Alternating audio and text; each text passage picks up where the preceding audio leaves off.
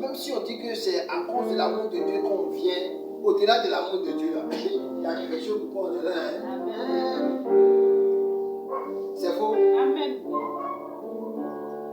Il y a quelque chose. C'est ce quelque chose-là qui nous donne de nous accrocher plus à Dieu. Maintenant, si ce Dieu-là n'est pas capable, que quand il y a un miracle extraordinaire, on dit non, ça c'est du diable. En réalité, c'est que si le diable est fort que Dieu, nous tous ça, on est chez le diable. On cherche quoi, hein, Dieu? On est aussi Dieu à cause du royaume du ciel, à cause du salut. C'est à cause de ça seulement. Qui est venu à l'église à cause du salut? Ah, en réalité, vous tous n'êtes pas à cause seulement du salut. Amen. En dehors du salut, il y a quelque chose qui vous envoie. Amen. Alléluia. Amen. On va parler de l'amour de Dieu. Prenons Jean le chapitre 3, le verset 16.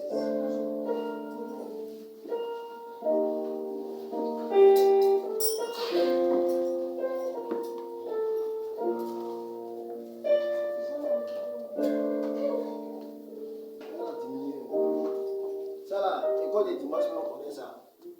Les enfants de Monia, si elle est dit, ils n'ont pas dit. Et école des dimanches, tu peux me dire Jean 3, verset 16.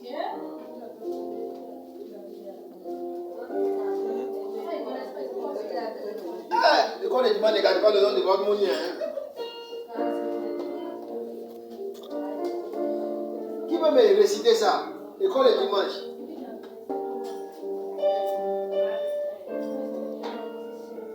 Aïe, elle a levé son dos et la fait presser. À mon niveau, pas des enfants là. Nous tous on connaît ça. Hein? Car Dieu a qu'il a donné son Fils unique afin que quiconque croit en lui ne périsse point, mais qui ait la vie éternelle. Amen. Alléluia. Amen. Voilà la manifestation de l'amour de Dieu pour nous. Dieu a tellement aimé le monde qu'il a donné son unique afin que quiconque croit en lui, quiconque là, est-ce qu'ils ont spécifié? On dit non, afin que tous les Baoulés qui vont croire en lui soient sauvés. C'est ça? Mais tous les guéris. Quiconque, ça englobe tout le monde. Ça dit que ton ethnie n'est pas importante. Ta classe sociale n'est pas importante.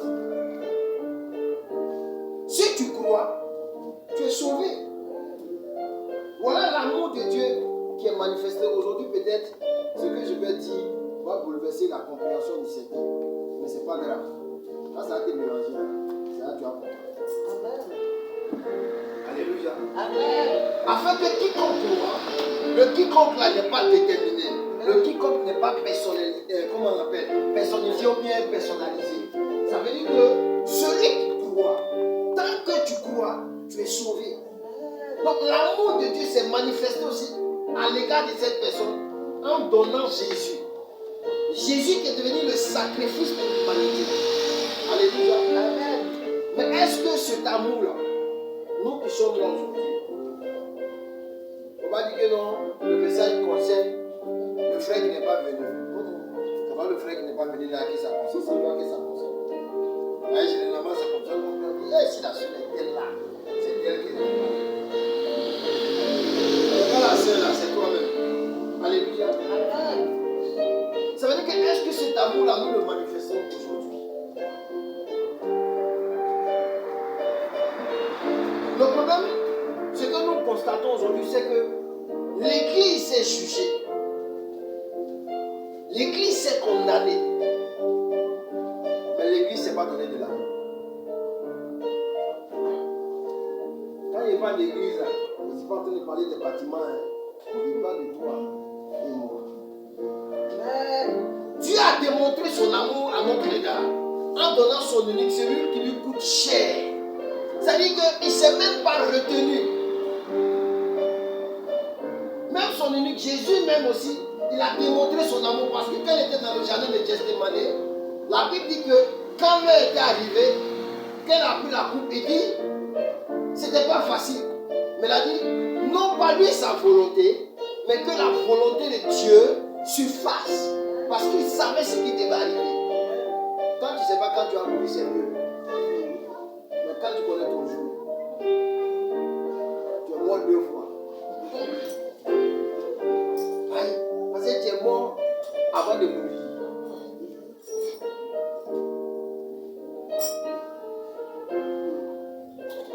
Alléluia. Il savait. Et puis il était là. Il avait la possibilité de refuser. Mais à cause de l'amour qu'il a pour nous, il a accepté. C'est ça qu'on appelle démontrer de l'amour. Alléluia. Amen. Mais aujourd'hui, l'évangile est prêché autrement. Vous savez, avant, de la manière on prêchait avant, ou bien de la manière les évangélistes étaient avant, c'est plus comme ça. Moi, il me dit que c'est plus comme ça, mais moi, il me dit que on s'adapte. Vous savez, aujourd'hui, les gens, ou bien le monde a besoin qu'on manifeste l'amour de Dieu à leur égard. Ils ont besoin de l'amour de Dieu. Ils n'ont pas besoin que tu tapes sur son péché. Il n'a pas besoin que tu lui montres son problème. Lui-même, il connaît déjà son problème. Mais il a besoin de l'amour, de l'amour.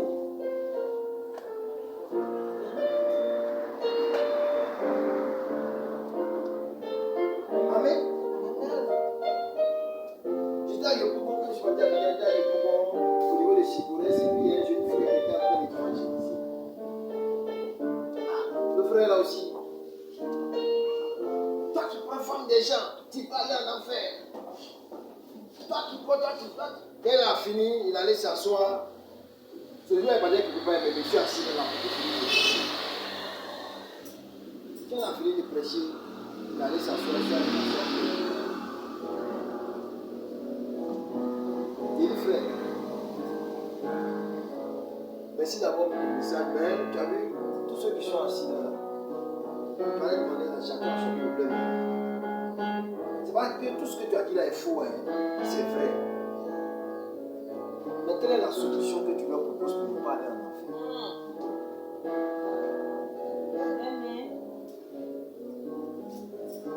Oui, ils vont aller en enfer parce qu'elle a pris femme, mari de quelqu'un. C'est la prostituée du quartier, elle va aller en enfer. Tout le monde sait qu'elle s'appelle la gentille. Elle dit jamais non. Oui, c'est là elle-même elle sait. Mais quelle est la solution que tu lui proposes pour quitter les gars?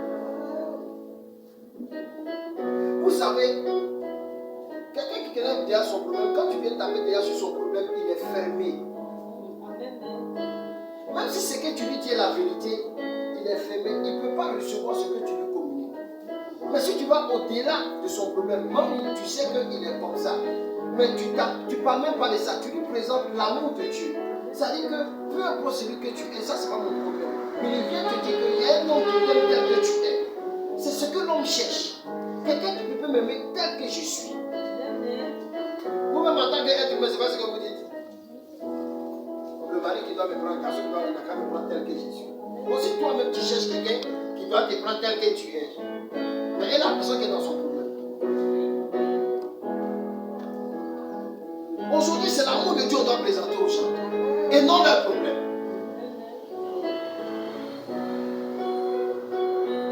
Parce que tant qu'on les présentera leurs problèmes, ils resteront dans leurs problèmes. Ils n'auront pas le courage de venir à l'église parce qu'ils pensent qu'ils sont tellement impurs qu'ils n'ont pas la place avec vous. Donc ils préfèrent rester dans leur monde. Mais si tu lui montres que malgré qu'il est impur, mais toi tu peux collaborer avec lui, ça lui donne encore la force de s'attacher à toi. C'est ce que Jésus a fait. Quand il est rentré de l'autre côté, ce comment ils appellent même? Ouais. La Bible dit que cette femme qui est venue là, pour pouvoir laver les pieds de Jésus, les autres disaient que s'il était vraiment un prophète, elle allait savoir qu'elle était quoi? Une prostituée. Une femme de mauvaise vie. Est-ce que Jésus ne savait pas qui elle était? regardé, à cause de l'acte qu'elle a posé, il a regardé d'abord à l'état de son cœur. Il a dit quoi? Partout l'évangile sera prêché, ton nom sera cité. Amen. Mais ceux qui sont pieux là, est-ce que j'ai eu droit à ça?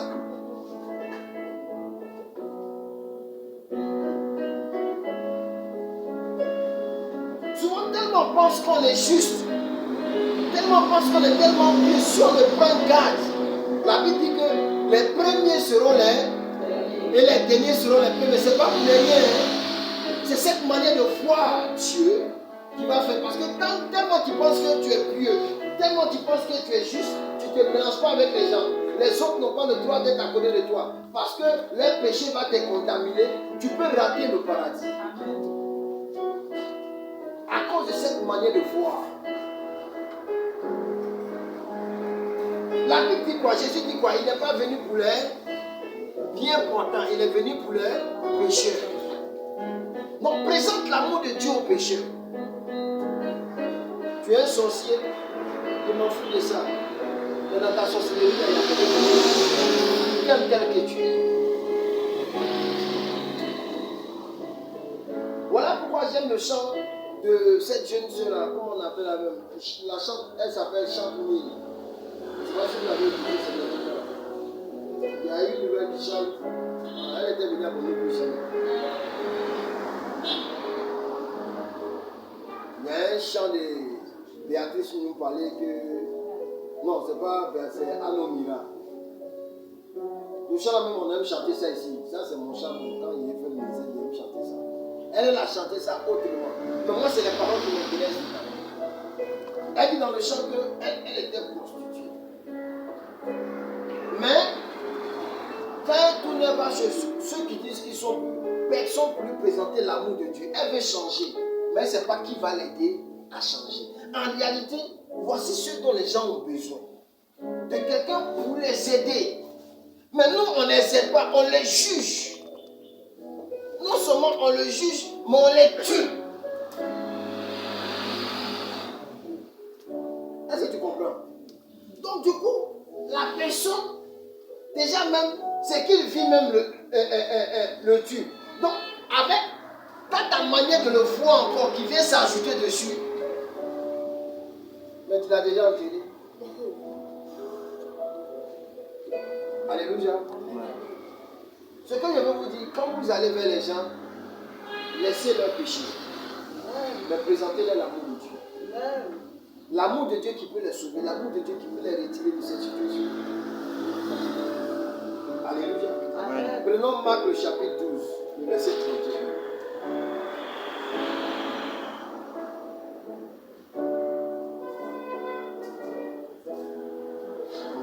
Marc le chapitre 12, le verset 31.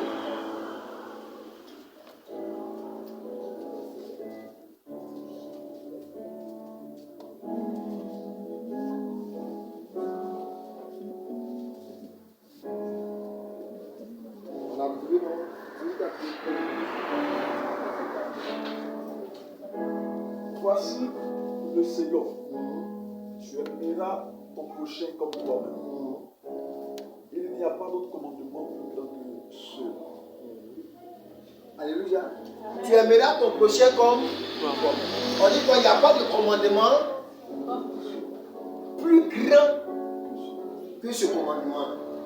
Il n'y a pas un autre commandement plus grand que ce commandement. Tu aimeras ton prochain comme toi-même. Ça veut dire que de la manière j'ai même là, si tu peux aimer ton prochain comme ça, ta manière de le voir va changer. Amen.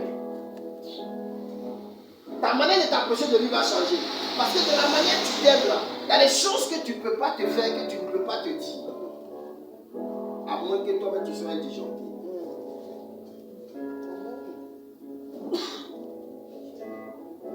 Parce que l'amour que tu as pour toi, il y a des supplices que tu ne peux pas t'imposer. Donc si ce même amour-là, nous devons le manifester pour notre frère, pour nos soeurs, vous allez voir que notre manière de les voir va changer. Mais le problème c'est quoi? Aujourd'hui, on a peur d'approcher les gens. On dit on les aime. On dit on a la vérité. Mais combien de personnes ici peuvent aller voir leurs frères et les évangéliser, les inviter à l'église? Personne. On se contente de venir seul.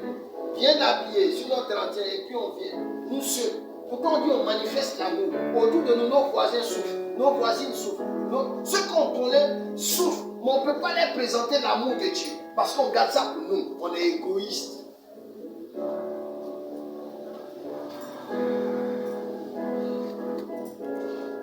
Parce qu'on n'a pas le temps. Il ne faut pas, il va me parler mal. Moi, on ne me parle pas mal. Aïe, Jésus même lui a parlé mal. Toi, tu es imitateur de Jésus. Ami, c'est qui est arrivé au bois quoi? Au bois vert. C'est pas au bois sec, ça ne peut pas arriver. Alléluia. Amen. Nous devons apprendre à prêcher le vrai évangile.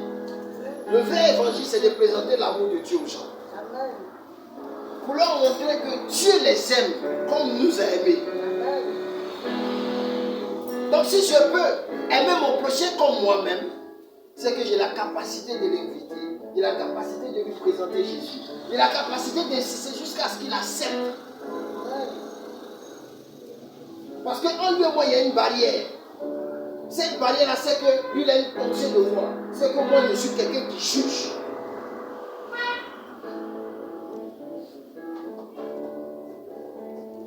Mais avant de lui montrer que je ne le juge pas. Ces derniers temps, il y a un artiste qui est dans le rap, qui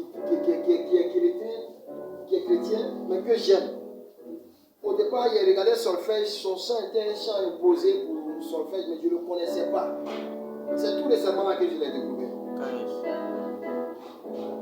Ouais. Si aujourd'hui, moi il a porté beaucoup d'oreilles, et puis il vient prêcher ici, comment vous allez le voir? Qui ne sera pas scandalisé? Lève la main si tu ne seras pas scandalisé. Bon d'accord, il y a deux personnes qui ne seront pas scandalisées. Ah, il dit qui ne sera pas scandalisé. Voilà.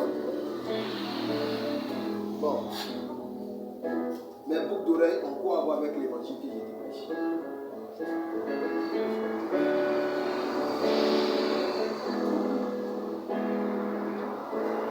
Donc dites-moi, vous voyez, l'Afrique, on a un problème. Hein? C'est ça qui développe un peu chez nos frères d'Assemblée de Dieu. Ils ne sont pas d'accord avec le ministère des femmes. Ils critiquent ça. Mais Josh Meyer prêche sur leur chaîne. C'est paradoxal. Elle, les garçons,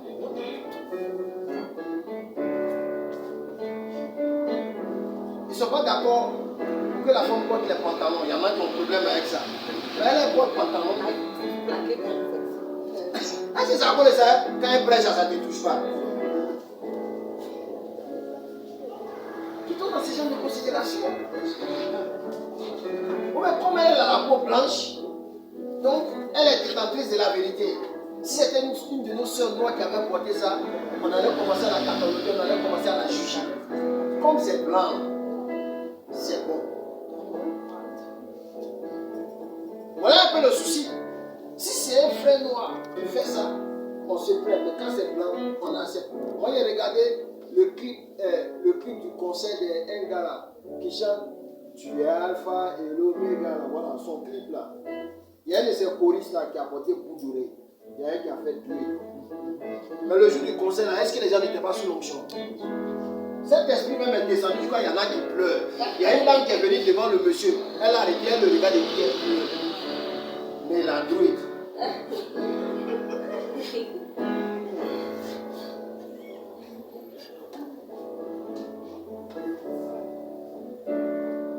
Est-ce que vous comprenez un peu? C'est ça qui est le problème. Le jeune homme qui chante là, il a tué aussi. Il dit à cause de ça, les gens n'invitent pas dans les églises, on dit que non, c'est un agent du diable. Pourtant, ce qu'il chante là, c'est tellement vrai.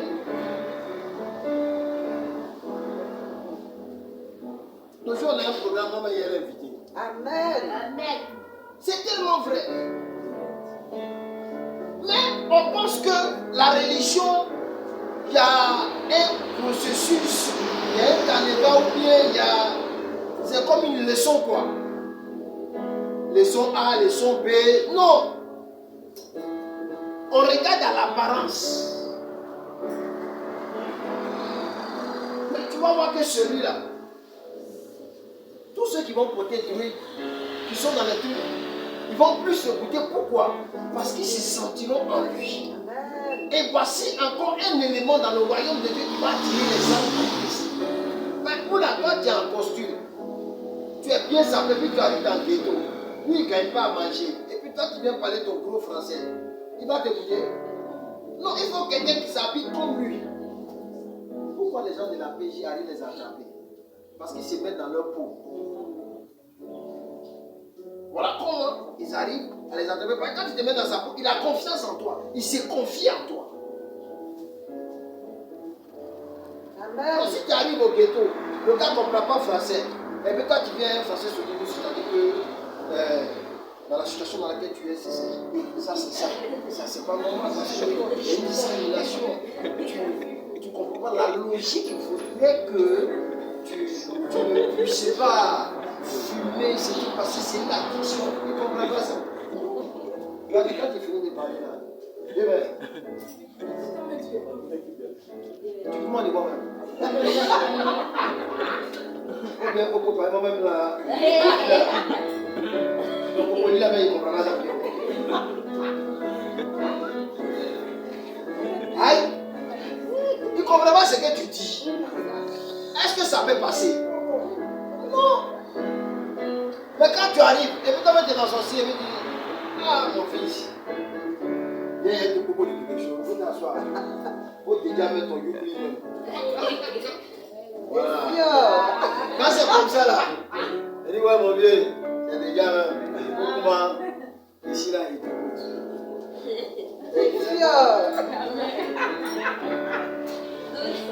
Amen. Amen. Ce que je suis en train de vous dire aujourd'hui, j'ai essayé. Il y a un ghetto derrière nous. Donc il y a un jeune, chaque fois il le voyait. Et puis, quand je l'appelle, je parle avec lui d'une manière, chaque fois qu'il parle, le gars ne comprend pas bien. Un jour, il dit, attends, il va parler comme ça.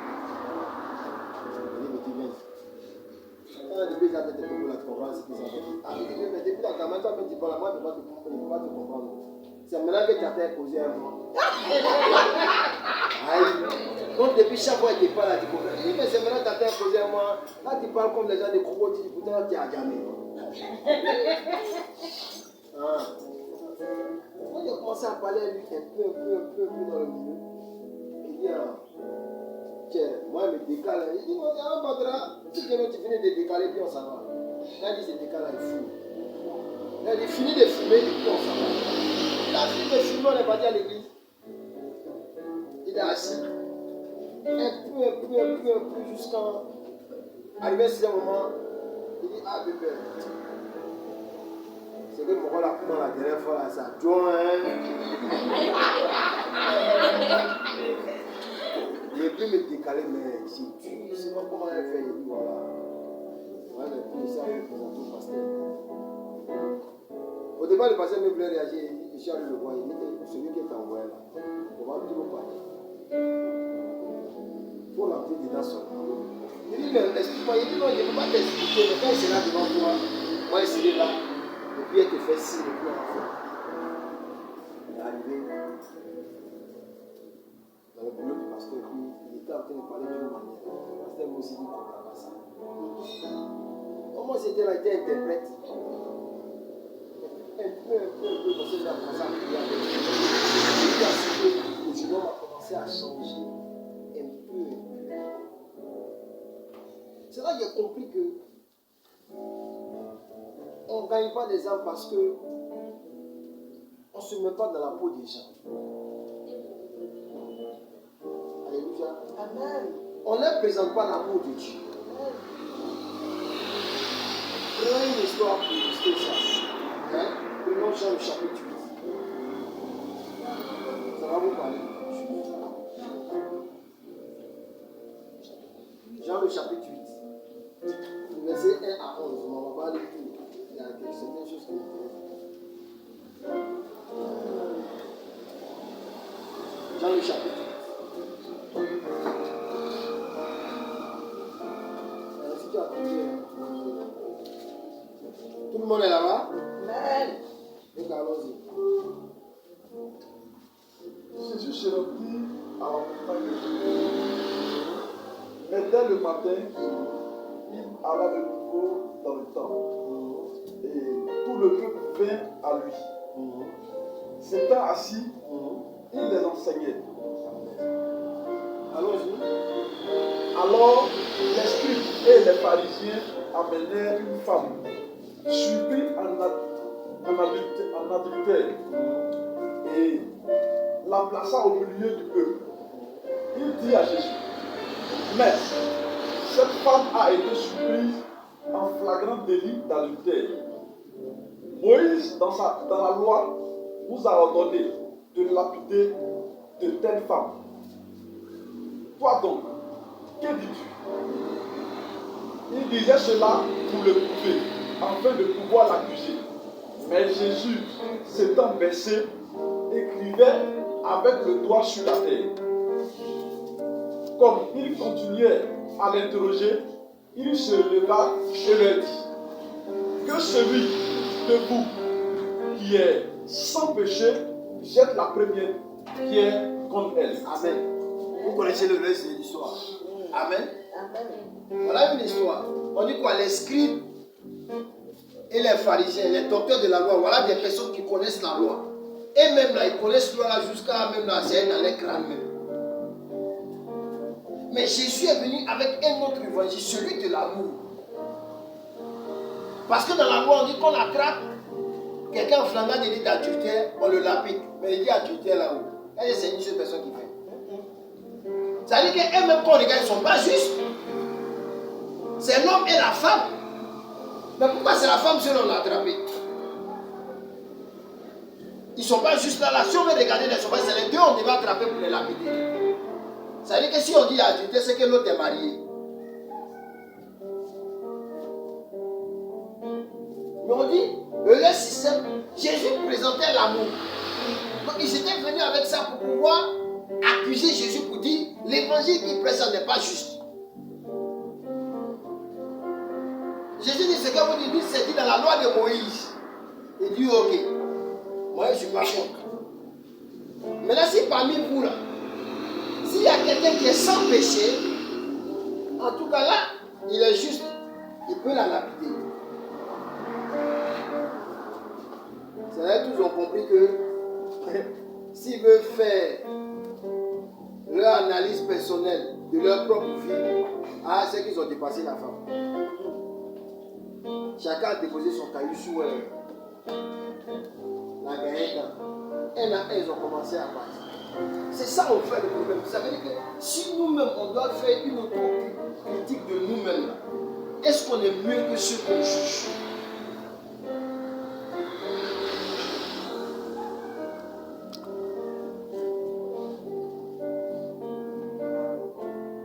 Elle est prostituée, elle est affichée pour elle. Et toi? Tu as 3, 4, 5 gars. Ça, c'est pas une forme de prostitution. C'est pas elle est affichée pour elle. Est-ce que toi, tu n'as pas quoi afficher pour toi? Ils ont dit la même chose, hein?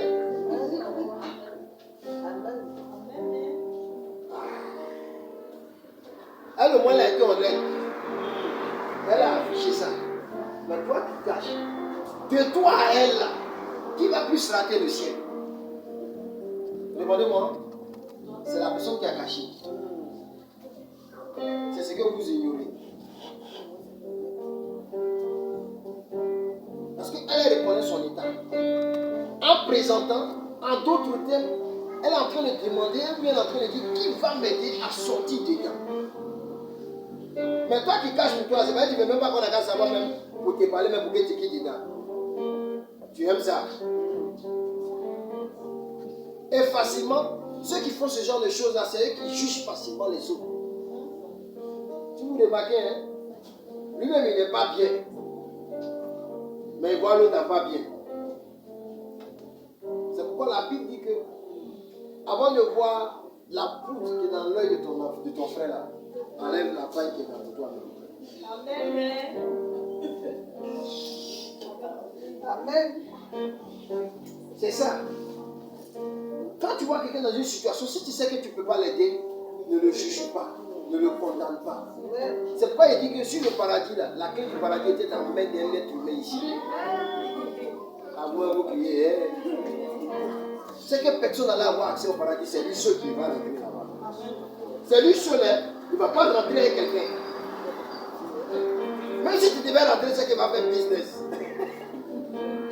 Tellement on aime les gains. Alléluia. Jésus n'est pas allé contre ce qu'ils ont dit, mais il a présenté quelque chose. Si vous êtes sans péché, parce que pour pouvoir juger quelqu'un, il faut être sans péché. Mais est-ce qu'ici, là, nous, on est ici actuellement, il y a quelqu'un qui peut dire que la piété, là, quand on regarde la définition, on peut voir sa photo devant. Hein? Qui va lever sa main ce matin pour dire que lui, là, il est sans péché? Souvent, le problème, quand on parle de péché, là, tout le monde pense au sexe. C'est pas ça seulement qui est le péché. Hein? C'est l'erreur que nous faisons. Quand on parle de péché, on pense au sexe automatiquement. Non. La méchanceté est un péché. La jalousie est un péché. L'hypocrisie, les murmures, les critiques, tout ça là, c'est péché. Péché là, il n'y a pas son petit, il n'y a pas son grand. Péché, c'est péché. Même le mensonge. Parce qu'on dit le diable est le père du mensonge. Donc si toi tu mens là-haut, tu es enfant d'église. En fait, tu es petit enfant d'église. On dit il est menteur dès le début. Et il est le père du mensonge. Dieu est la vérité. Donc si toi tu ne dis pas la vérité, puis chaque jour tu mens. Et puis souvent, même quand tu dis bonjour, quelqu'un sort pour voir si vraiment il fait jour.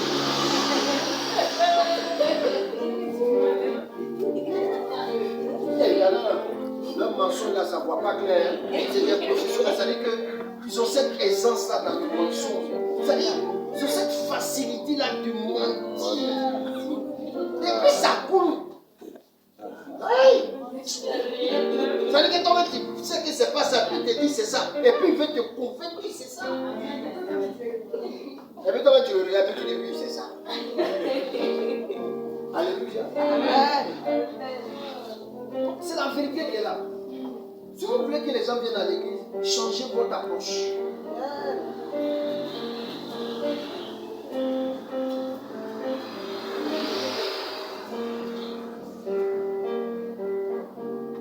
Voilà pourquoi c'est tellement dans les approches. Non.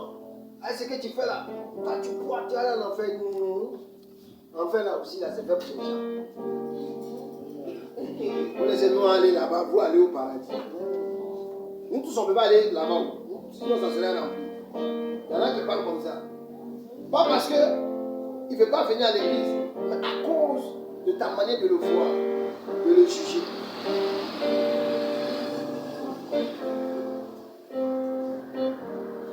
Pourtant, ton comportement, quand tu montes à l'église, même à la maison, c'est différent. Il y en a même là, à cause de toi, on dit, hey, si elle va dans cette église, moi, je préfère rester à la maison. Je ne peux jamais aller dans l'église. Elle est serre, mais elle lui là. Bah, ton comportement de la maison là, c'est différent de ce qui est à la maison là. Tu es France pour parler. Ça y est, tu es dans Jaïria pour.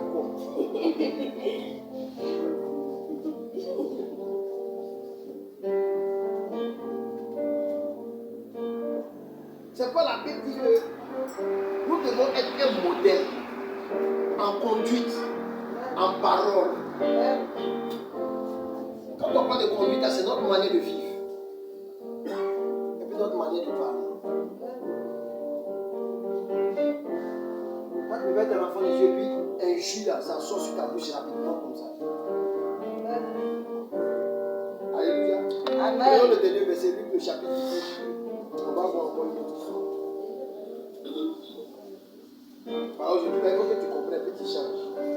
Amen. Luc le chapitre 10, verset 25.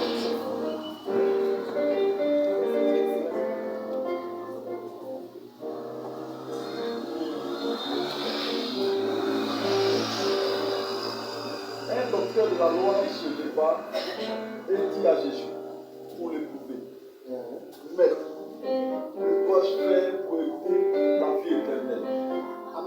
un docteur de la loi, ça c'est un docteur de la loi, c'est-à-dire que l'homme même qui connaît la loi, il dit, que dois-je faire pour hériter quoi?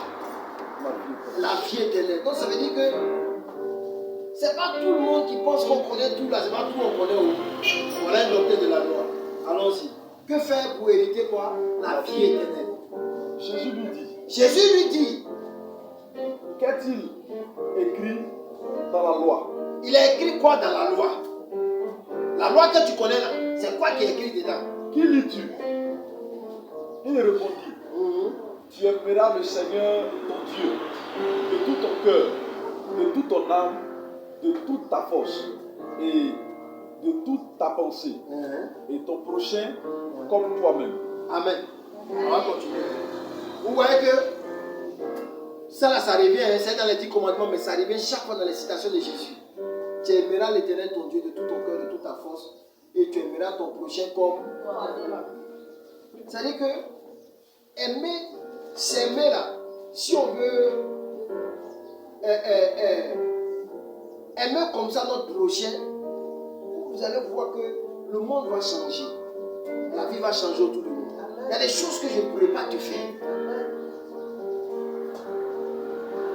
Amen. Si je vais t'aimer comme je m'aime, il y a des choses que je ne peux pas te faire. Mais tant que je ne vois pas comme ça, il y a des choses que je vais te faire et puis je ne vais même pas avoir de remords. Je te fais ça bien même. Du coup, il y a là, je te fais ça. Allons-y. Tu as bien répondu. Tu as bien répondu. Lui dit Jésus, fais cela et tu vivras. Mais lui, voulant se justifier, dit à Jésus, et qui est mon prochain? C'est la question qui est là.